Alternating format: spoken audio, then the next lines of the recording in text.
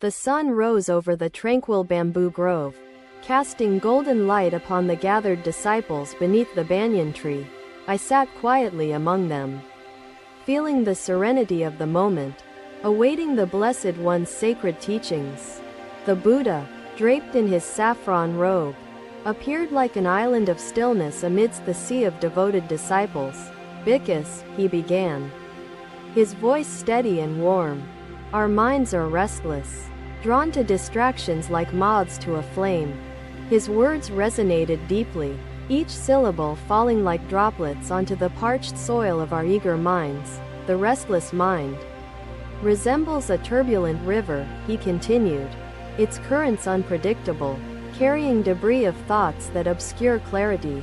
I closed my eyes, envisioning the ceaseless flow of my thoughts, realizing their power to hinder true understanding.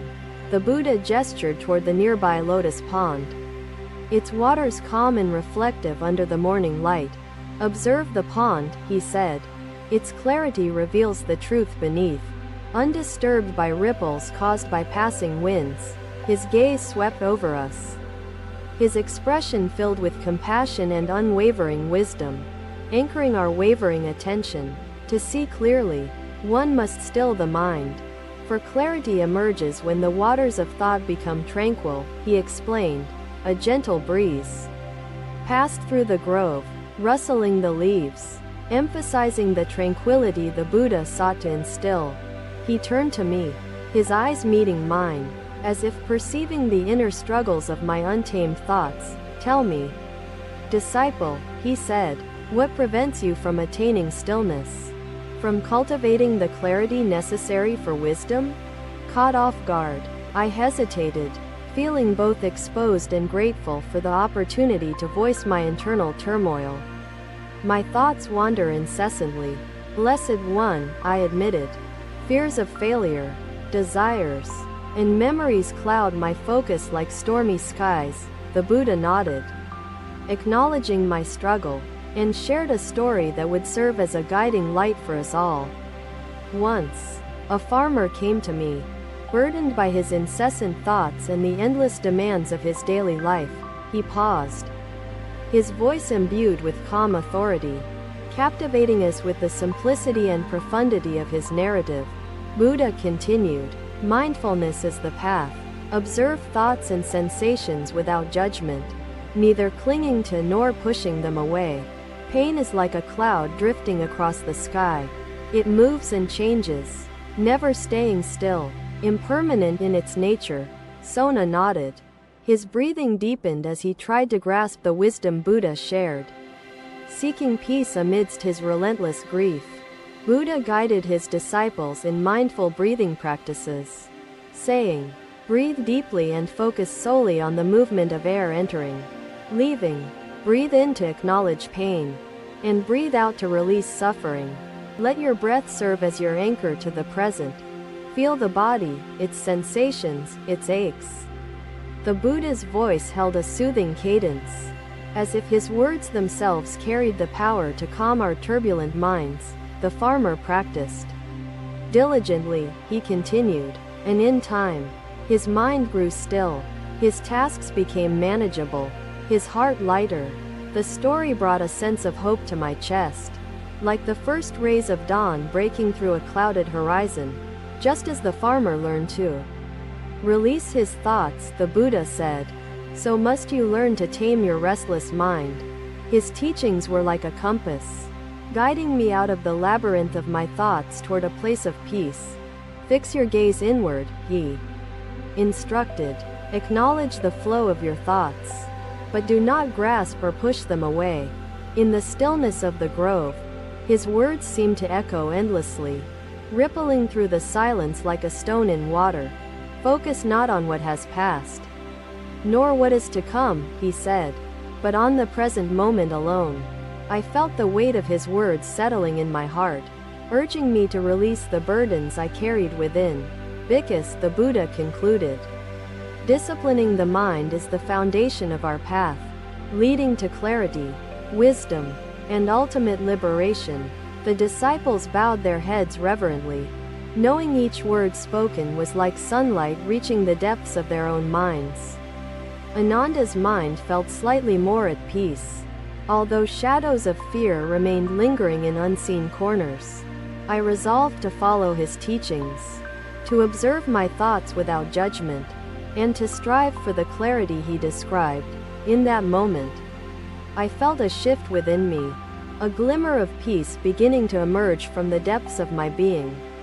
The sun climbed higher in the sky, illuminating the path the Buddha had laid before us, a path toward true stillness. Our discipleship was not merely about listening, but embodying the lessons that unfolded like petals of a blossoming lotus. The path to freedom begins when we stop resisting impermanence. Sona returned to his seat among the disciples, his heart lighter, his mind quieter, carrying Buddha's wisdom like a treasured jewel. With the banyan tree sheltering them, Buddha's teachings resonated like ripples across still waters, reaching far into the lives of all. Another day, another moment of learning. Buddha walked along the riverbank as his disciples followed in quiet reverence. His words lingered in the air, a reminder that the path to stillness began not in the world, but within ourselves. The grove, now bathed in sunlight, seemed to hold the promise of transformation, a sanctuary for the growth of our minds. Each breath I took felt deliberate, each heartbeat a reminder of the life that pulsed within me, a gift to cherish. The Buddha rose from his seat, his eyes soft yet resolute, a living embodiment of the teachings he imparted. With a final glance toward us, he left the banyan tree, leaving behind his legacy of wisdom for us to follow. The morning continued, but my mind remained anchored in his words, a thread of clarity weaving through my once restless thoughts. And so, the seed of mindfulness was planted within me, a seed that, with care, would blossom into enduring peace. Another day dawned in the bamboo grove, its serene beauty inviting disciples to gather once again beneath the banyan tree. The Buddha sat in quiet contemplation, his posture upright, radiating calm as the gentle breeze rustled through the leaves. Today, he began, his voice steady and warm. I shall teach you about the anchor that grounds the restless mind. He closed his eyes and inhaled deeply, his breaths deliberate, each one a reflection of the discipline he embodied. The breath is your anchor, a constant companion, grounding you in the present. Amidst distractions and fleeting thoughts, he said. I mirrored his posture, my breath synchronized with his, seeking the tranquility he effortlessly exuded in each moment. Once, I encountered an archer, the Buddha continued, his words carrying the weight of a timeless truth. See it not as permanent, but flowing. Ananda asked, Master, how do we live without clinging to the impermanent when it seems to bring comfort and stability? Buddha nodded and replied, mindfulness allows us to witness the changing nature of life without attaching ourselves to its currents. Through mindfulness, you will see that everything, including suffering, is transient, flowing and passing like this river's gentle stream.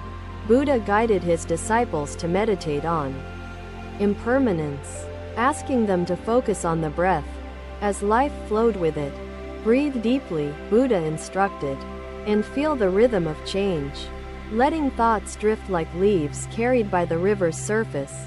Let your breath anchor you in the present. See how impermanence dances through each breath, each moment of life's flow. Ananda followed Buddha's guidance, feeling his frustrations soften, as his mind began to let go of his clinging and resistance. Buddha continued, impermanence is not an enemy, it is a teacher, showing us the beauty and wisdom of life's movement.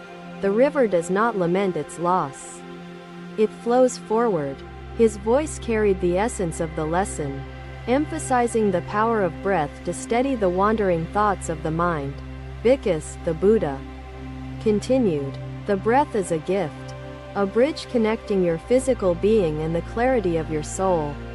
I focused on the rhythm of my breathing, the steady rise and fall. Each breath a thread weaving through my consciousness. The breath holds no judgment, no bias, only truth. It reminds us of impermanence and anchors us in reality, Buddha said. His words painted a vivid image in my mind. The breath as a quiet sanctuary amidst the chaos of fleeting thoughts. Inhale deeply. Exhale slowly, the Buddha instructed. His voice gentle yet firm, guiding us to experience the wisdom of his teaching. I followed his guidance, feeling the weight of my distractions dissolve as the focus on my breath took precedence. Thoughts will arise, Bhikkhu, he said, acknowledge them, but return always to the steady rhythm of your breath. His teachings resonated, striking a chord within me, as the simplicity of his words carried profound transformative power. The breath is a refuge, a tool for mindfulness, grounding your efforts and leading you towards unwavering focus, Buddha said. I felt a shift within myself, a calmness beginning to emerge. Fed by the continuous cycle of inhalation and exhalation, the disciples around me appeared calmer, their focus sharpening, drawn into the sacred simplicity of the Buddha's wisdom. The breath is eternal, Bhikkhu, flowing in harmony with the rhythms of life, guiding us through moments of distraction, he explained. Each breath I took felt deliberate, its rhythm a beacon of tranquility, illuminating the path of mindfulness he described. Through his words, I recognized the breath as a source of clarity, a foundation for discipline in the pursuit of focus. The Buddha smiled, his expression radiant with compassion, as if perceiving the growing understanding in the hearts of his disciples. The breath is your tether to the present, a reminder of the impermanence of your distractions, he said. Resonating deeply, his wisdom unfolded like a lotus flower, its petals revealing layers of truth, inviting us to embrace clarity through mindfulness. I resolved to honor his teachings, to anchor my thoughts in the present, using my breath as my guide and refuge. The grove seemed to hold its breath, enveloped in the tranquility bestowed by the Buddha's teachings on cultivating mindfulness. Through his words, I saw the path toward inner peace, forged through discipline, patience, and the sacred rhythm of breathing. Each sentence the Buddha spoke was imbued with timeless truth, etching his teachings into the depths of my consciousness. The bamboo grove basked in the light of his wisdom, its stillness mirroring the potential clarity within the minds of disciples. I inhaled deeply once more, savoring the moment of profound stillness, a gift that could guide me through life's distractions. The Buddha rose, his movements deliberate and calm, leaving behind his legacy of teachings for us to embody and treasure. The disciples bowed deeply, expressing their gratitude, their hearts imprinted with the wisdom shared beneath the banyan tree. As the day progressed, the breath became my companion, a reminder of the teachings that shaped the path to focus. Through the Buddha's guidance, I saw the first steps toward peace and clarity, a path illuminated by the rhythm of breath. The grove held the promise of transformation, a sanctuary where distraction surrendered to the embrace of mindfulness and discipline. And so, the seed of mindfulness continued to grow within me, nurtured by the sacred act of breathing, leading to focus. Another day unfolded in the bamboo grove, its serene stillness drawing us once again to the presence of the Blessed One. The disciples gathered under the banyan tree, their hearts and minds ready to receive the wisdom of the Buddha's words. Bhikkhu, he began, his voice calm and resonant. Today, I shall teach you the truth of impermanence and its transformative power. His gaze swept over us, filled with compassion and insight, sensing the struggles that anchored us in distractions and attachments. Understand, he said, that all things are fleeting, from thoughts to desires, from pleasures to pains, from joys to sorrows. The words carried profound meaning, urging me to reconsider the clinging tendencies of my own mind to transient experiences and emotions. There was once a king, the Buddha continued, who sought to find peace amid the tumult of his royal duties and desires. The disciples leaned forward, captivated by his story, its simplicity a vessel for conveying truths that transcended the realms of kings and commoners. The king lived in constant agitation, his mind divided between his responsibilities and the endless pursuit of pleasure and satisfaction. I visualized the king's turmoil, recognizing echoes of my own restless search for permanence in a world defined by change. He sought a talisman, a reminder to bring him peace. Amidst the fleeting nature of the joys and trials of life, the Buddha paused, allowing the weight of his narrative to settle within us. Each word a gentle invitation to reflect deeply. Compassion is a cycle, Buddha said.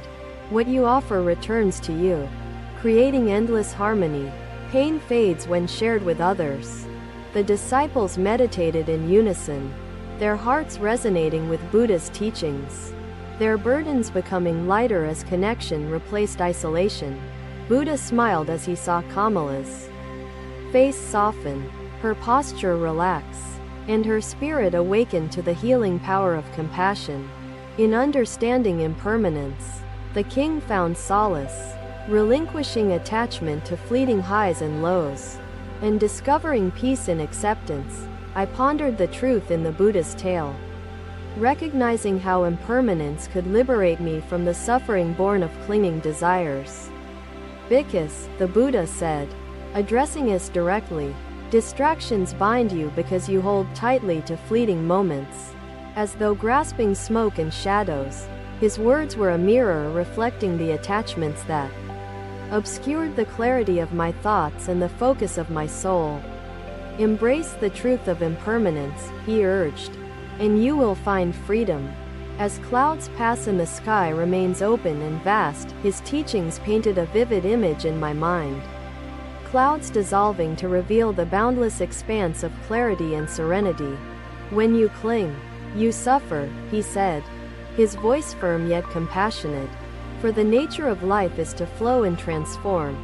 The grove seemed to breathe with his wisdom, the air heavy with the promise of liberation through mindfulness and acceptance.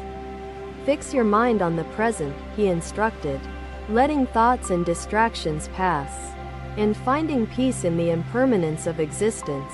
Through his words, I glimpsed the path to clarity, a journey not of holding on, but of letting go to embrace freedom. Impermanence is not to be feared, Buddha explained, but to be understood as the doorway to wisdom and liberation from suffering. The disciples bowed, their heads in reverence, the truth of his teaching resonating deeply within their hearts, transforming their perspectives. I felt my own heart shift, as the wisdom of impermanence settled like a gentle wave upon my restless and burdened soul. Freedom begins when you release the grasp, he said, allowing life's fleeting nature to reveal the beauty of the present.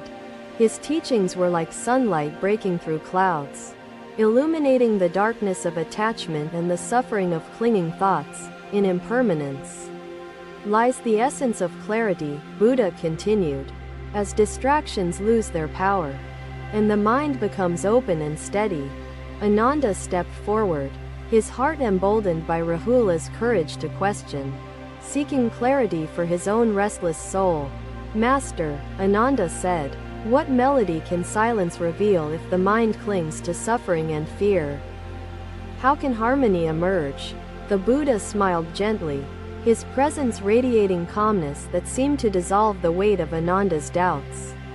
The Buddha's voice faded into the stillness of the grove, leaving his teachings lingering like echoes within the depths of our souls. I resolved to practice his wisdom, letting go of attachments, embracing impermanence, and anchoring myself in the clarity of the present. As the day progressed, the grove seemed to hold the echoes of his teaching, a sanctuary for the cultivation of peace and wisdom. His teachings were not just words, but guiding truths shaping the path toward liberation and deeper focus in the impermanence of life. Through his wisdom, I began to understand the path not as an escape from impermanence, but as an embrace of its truth. The bamboo grove stood as a witness to the transformation of my understanding.